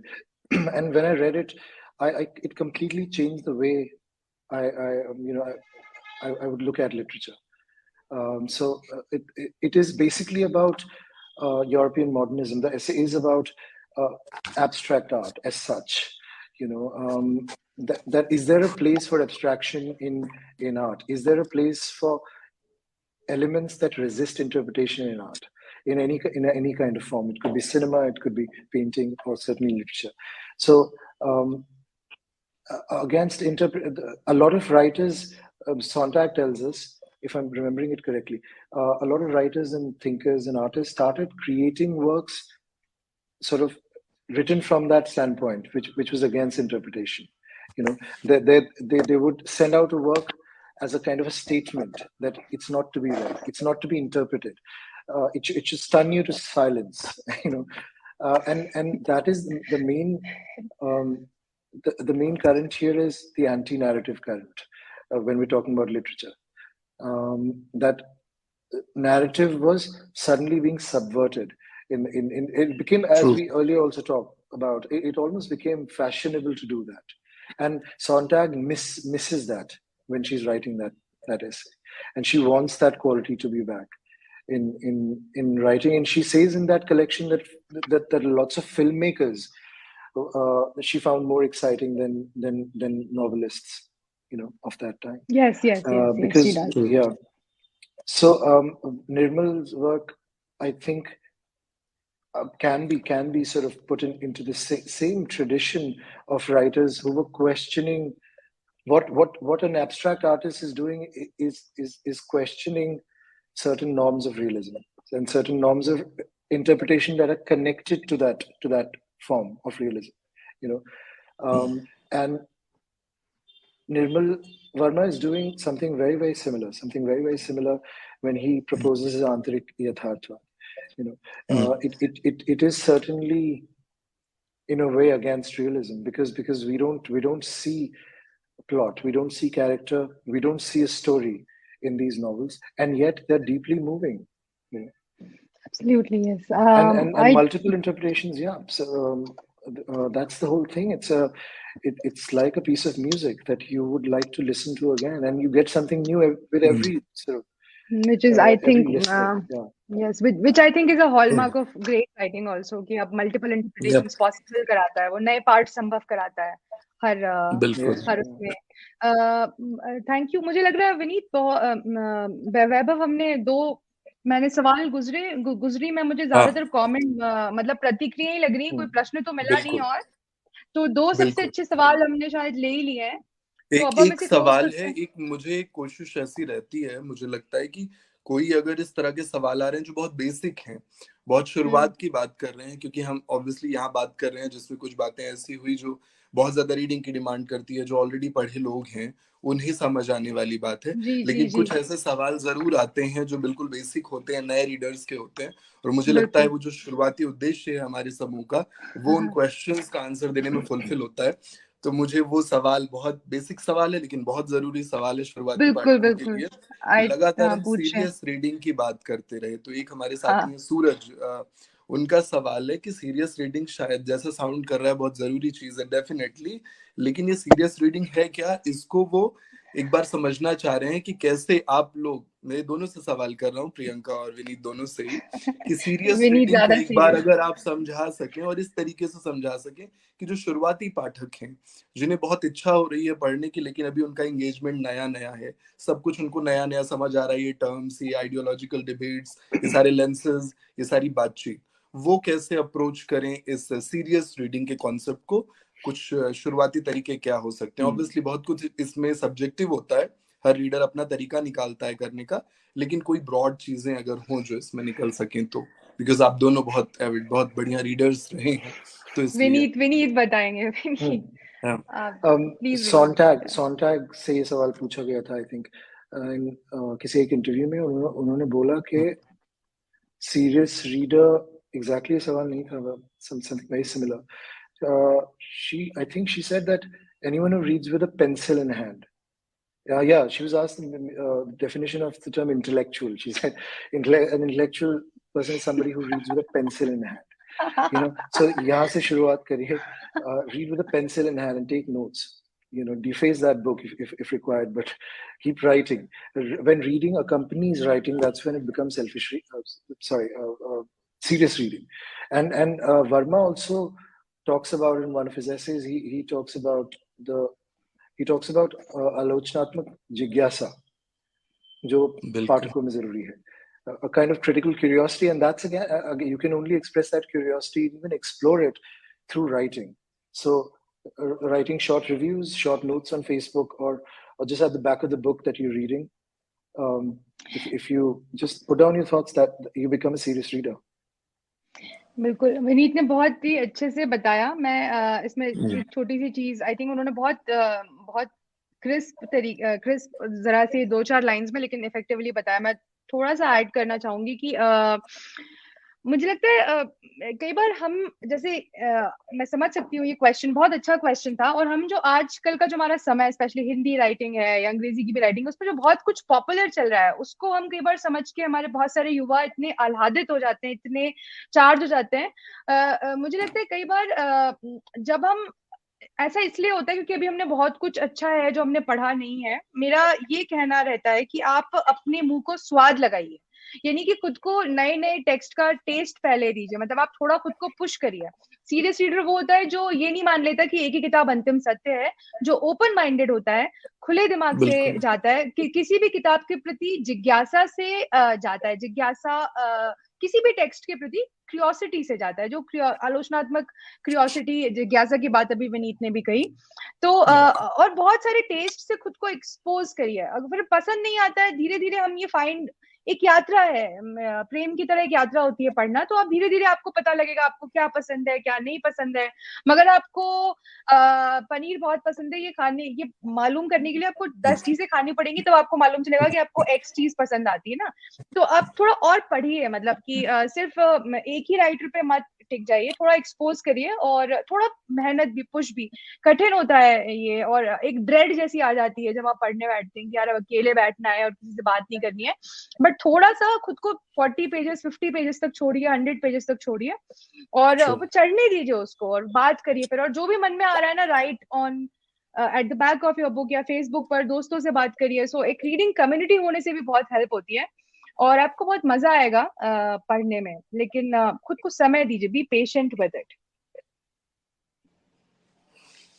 अच्छा, खत्म करने से पहले, हाँ, मैं विनीत से बस ये पूछना चाह रही थी, आप अगला किस पे काम कर रहे हैं, और क्या आप हिंदी में आगे भी कुछ करेंगे, या निर्मल के बाद, मतलब आपका निर्मल के साथ आपने हमसे विदा ले ली है कि अब तो टाटा बाय बाय, या अभी हम आपको और भी कोई और लेखक है जो बांध पा रहा है हिंदी में?